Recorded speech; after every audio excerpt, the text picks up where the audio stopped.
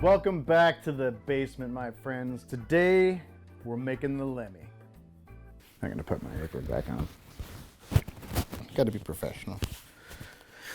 The Lemmy is a Jack and Coke, so it's really not that complicated. First, what you wanna do is you fill your shaker with ice.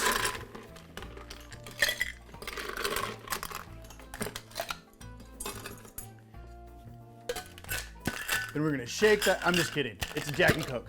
You put your ice in a fucking glass. You take your Jack Daniels, brand new bottle. You open it up. You pour an ounce and a half. It's a Jack and Coke. And you top it with Coke. Cheers to the man, Lemmy.